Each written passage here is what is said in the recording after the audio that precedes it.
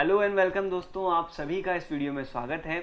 दोस्तों, last video में हम लोगों ने जाना था कि चार्ज को ना ही हम बना सकते हैं और ना ही इसे हम डिस्ट्रॉय कर सकते हैं। चार्ज को सिर्फ एक जगह से दूसरी जगह ट्रांसफ़र किया जा सकता है।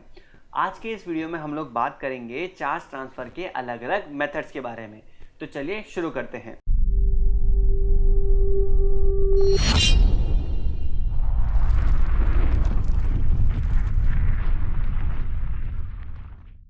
दोस्तों, चार्ज ट्रांसफ़र का जो पहला मेथड है इसका नाम है चार्जिंग बाय फ्रिक्शन, जिसे हम ट्राइबो इलेक्ट्रिक चार्जिंग के नाम से भी जानते हैं।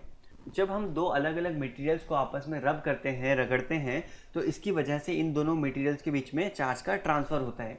यानी एक मटेरियल इलेक्ट्रॉन गेन करेगा और दूसरा मटेरियल इलेक्ट्रॉन लूज करेगा। तो इसे समझने के लिए चलिए एक मटेरियल का हम इलेक्ट्रॉनिक कॉन्फ़िगरेशन देखते हैं। तो यहाँ पे मैंने कॉपर का आइटम लिया है। तो कॉपर का जो एटॉमिक नंबर होता है, कॉपर का एटॉमिक नंबर होता है 29। ठीक है। इसके फर्स्ट ऑर्बिट में 2 इलेक्ट्रॉन होंगे, सेकंड में 8, तीसरे में 18 और चौथे ऑर्बिट में सिर्फ 1 इलेक्ट्रॉन होगा। किसी भी एटम के आउटर मोस्ट ऑर्बिट में जो इलेक्ट्रॉन्स होते हैं इन्हें हम कहते हैं वैलेंस इलेक्ट्रॉन्स। ठीक है। हमें ये पता है कि इलेक्ट्रॉन्स पे नेगेटिव चार्ज होता है और प्रोटॉन्स पे पॉजिटिव चार्ज होता है। एक एटम का जो न्यूक्लियस होता है वो प्रोटॉन और न्यूट्रॉन से मिलकर बनता है, तो इसीलिए इस एटम का जो न्यूक्लियस होगा उस पर पॉजिटिव चार्ज होगा। और ये जो न्यूक्लियस है ये अपने आसपास जो भी इलेक्ट्रॉन्स है उन सब पे ये कैसा फोर्स लगाता है, उन सब पे ये एक अट्रैक्टिव फोर्स लगाता है। ठीक है। अब आप देखिए कि जो फर्स्ट ऑर्बिट के इलेक्ट्रॉन्स है उस पे न्यूक्लियस का जो अट्रैक्टिव फोर्स है वो ज़्यादा होगा। क्यों ज़्यादा होगा? क्योंकि हमने कूलम्ब्स लॉ में देखा था कि ये जो अट्रैक्टिव फोर्स होता है वो किस पे डिपेंड करता है, वो डिपेंड करता है चार्ज के मैग्नीट्यूड पे और डिस्टेंस बिटवीन द चार्जेस। यानी चार्जेस के बीच में डिस्टेंस जितना कम होगा अट्रैक्टिव फोर्स उतना ज्यादा होगा। तो आप देखिए कि फर्स्ट ऑर्बिट और न्यूक्लियस के बीच में जो डिस्टेंस है वो सेकंड ऑर्बिट के रिलेटिवली कम है, इसीलिए फर्स्ट ऑर्बिट पे अट्रैक्टिव फोर्स ज्यादा होगा, उससे कम अट्रैक्टिव फोर्स सेकंड ऑर्बिट, फिर उससे कम थर्ड और सबसे कम अट्रैक्टिव फोर्स लगेगा इस आउटर ऑर्बिट में। ऑलराइट। तो वैलेंस इलेक्ट्रॉन पे इस न्यूक्लियस की वजह से बहुत वीक अट्रैक्टिव फोर्स लग रहा है, जबकि आप देखिए कि इस थर्ड ऑर्बिट में 18 इलेक्ट्रॉन्स प्रेजेंट है। तो इलेक्ट्रॉन्स में हमें पता है कि नेगेटिव चार्ज होता है, तो इस वैलेंस इलेक्ट्रॉन और इस थर्ड ऑर्बिट के इलेक्ट्रॉन्स के बीच में किस तरह का फोर्स होगा? इन दोनों इलेक्ट्रॉन्स के बीच में रिपल्सिव फोर्स होगा, यानी ये इलेक्ट्रॉन इस वैलेंस इलेक्ट्रॉन को रिपेल करेंगे। तो ये बेचारा अकेला इलेक्ट्रॉन और इसके इतने सारे दुश्मन। तो इस वजह से जब इस एटम पे बाहर से थोड़ी सी भी एनर्जी दी जाती है तो ये वैलेंस इलेक्ट्रॉन इस एटम को छोड़ के दूसरे एटम पर चले जाता है। ऑलराइट। तो यहाँ से हमने क्या देखा कि किसी एटम पे जब हम बाहर से एक्सेस एनर्जी देंगे तो उस केस में वैलेंस इलेक्ट्रॉन अपना एटम छोड़ के दूसरे एटम पे जा सकते हैं। ठीक है। तो जब हमने दो मटेरियल्स को रब किया तो इसकी वजह से क्या होगा? इसकी वजह से हीट प्रोड्यूस होगी। तो उस हीट एनर्जी की वजह से ये वैलेंस इलेक्ट्रॉन फ्री हो जाता है और ये दूसरे एटम के पास चला जाता है। और हम ऑलरेडी जानते हैं कि जो एटम अपना इलेक्ट्रॉन लूज करता है वो कैसा हो जाता है? वो पॉजिटिवली चार्ज हो जाता है, और जो एटम इलेक्ट्रॉन गेन करेगा वो नेगेटिवली चार्ज हो जाएगा। तो आई होप ये आपको समझ में आया होगा कि फ्रिक्शन की वजह से चार्ज का ट्रांसफर किस तरह से होता है। तो क्या इस फिनोमिना का कोई प्रैक्टिकल लाइफ इंपॉर्टेंस है? तो दोस्तों, इस फिनोमिना के बहुत सारे प्रैक्टिकल लाइफ एग्जांपल्स हैं। तो दोस्तों, ये फ्रिक्शन की वजह से चार्ज ट्रांसफर का जो इफेक्ट है हम लोग कई बार गाड़ियों पे भी महसूस करते हैं। आप में से कई लोग जो ड्राइव करते हैं उन्होंने कई बार अपने कार के डोर से शॉक फील किया हो। तो ये होता कैसे है? तो बेसिकली कोई कार है या कोई ट्रक है, जब ये मूव करता है तो इसके आसपास की जो एयर है उस एयर और इस व्हीकल की बॉडी के बीच में फ्रिक्शन होता है, जिस फ्रिक्शन की वजह से एयर और इस व्हीकल की बॉडी में चार्ज का ट्रांसफर होगा। अभी के लिए हम ये मान लेते हैं कि इस ट्रक की बॉडी पे नेगेटिव चार्ज आए। आप में से कई लोगों के मन में ये डाउट आ रहा होगा कि हमने बात तो चार्ज ट्रांसफर की थी, तो जब चार्ज ट्रांसफर की बात होगी तो या तो पॉजिटिव चार्ज आ सकता है या तो फिर नेगेटिव चार्ज आ सकता है। यहाँ पे हमने सिर्फ नेगेटिव चार्ज क्यों लिया? ऐसा क्यों नहीं हुआ कि ट्रक की बॉडी पे पॉजिटिव चार्ज आ गया? तो इस सवाल का जवाब आपको थोड़ी देर में मिलेगा।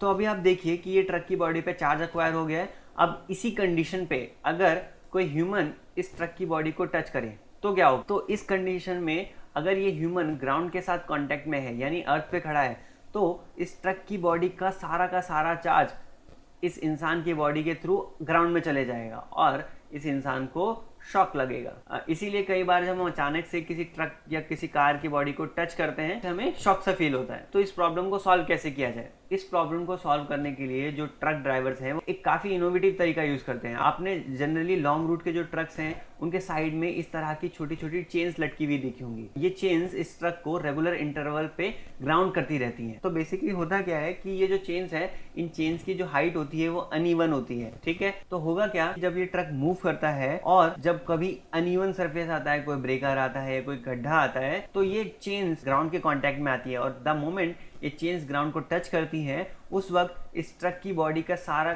चार्ज डिस्चार्ज हो जाएगा अर्थ में, और उसके बाद कोई ह्यूमन अगर इस ट्रक की बॉडी को टच भी करेगा तो उसे शॉक नहीं लगेगा। ऑलराइट, अब देखिए एक एक्चुअल ट्रक में आप देखिए कि कहाँ पे चेन्स लटकी हुई हैं। तो यहाँ पे देखिए इसकी बैक बॉडी पे ये चेन्स लटकी हुई है, यहाँ पे स्टार लटके हुए हैं। तो इस तरह की चेन आप जनरली ट्रक्स या बसेस के पीछे लटकी हुई देखेंगे। अब अगर मैं एक एरोप्लेन की बात करूं तो जब ये एरोप्लेन हवा में उड़ता है तो एरोप्लेन की बॉडी और इसके आसपास की जो सराउंडिंग एयर है उस एयर के बीच में फ्रिक्शन होगा, ठीक है। तो इस फ्रिक्शन की वजह से इस एरोप्लेन की बॉडी पे भी चार्ज आएगा। तो यहाँ पे अभी हम अज्यूम कर लेते हैं कि इस एरोप्लेन की बॉडी पे नेगेटिव चार्ज आ रहा है, ठीक है। अब आपके लिए ये होम असाइनमेंट है कि आप ये बताइए कि अगर इस एरोप्लेन की बॉडी पे चार्ज आता है तो ये एरोप्लेन अपना चार्ज कैसे डिस्चार्ज करेगा। यहाँ पे ये जो ट्रक था तो ट्रक ने तो अपना जो चार्ज था वो डिस्चार्ज कर लिया इन चेन्स की मदद से। इन चेन्स की मदद से ये ट्रक अपने आप को ग्राउंड कर लेता है, पर एरोप्लेन तो हवा में उड़ता है। तो आप इस प्रश्न का उत्तर ढूंढिए और मुझे कमेंट बॉक्स में कमेंट करके बताइए कि ये एक एरोप्लेन अपना स्टैटिक चार्ज कैसे डिस्चार्ज करता है, ठीक है। चलिए अब थोड़ा आगे बढ़ते हैं। दोस्तों अभी हमने जो ट्रक या एरोप्लेन का एग्जांपल लिया था वहाँ पे हमने ये अज्यूम किया था कि ट्रक की बॉडी पे नेगेटिव चार्ज आ रहा है, ऑलराइट, और एयर की बॉडी पे पॉजिटिव चार्ज जा रहा होगा। पर ये हम डिसाइड कैसे करते हैं? इसको डिसाइड करने के लिए हम एक टेबल की मदद लेते हैं, इसे हम कहते हैं ट्राइबोइलेक्ट्रिक सीरीज। इस टेबल में हम अलग अलग मटेरियल्स को उनकी इलेक्ट्रॉन अफिनिटी के हिसाब से रखते हैं। इस टेबल में जो मटेरियल ऊपर होता है उस मटेरियल की इलेक्ट्रॉन अफिनिटी नीचे वाले मटेरियल से ज़्यादा होती है। फॉर एग्जांपल यहाँ पे ये जो रबर है, इस रबर की इलेक्ट्रॉन अफिनिटी कॉपर या फिर ब्रास से ज़्यादा होगी। पर आपके मन में ये डाउट आ रहा होगा कि इलेक्ट्रॉन अफिनिटी है क्या चीज़। तो बेसिकली दोस्तों हमने जब कॉपर का इलेक्ट्रॉनिक कॉन्फ़िगरेशन देखा था तो हमने ये देखा था कि इस कॉपर का एक वैलेंस इलेक्ट्रॉन था और इस वैलेंस इलेक्ट्रॉन को एटम से बाहर निकालने के लिए हमें क्या करना पड़ता है? इस वैलेंस इलेक्ट्रॉन को इसके एटम से बाहर निकालने के लिए हमें बाहर से एनर्जी देनी पड़ती है, ऑलराइट।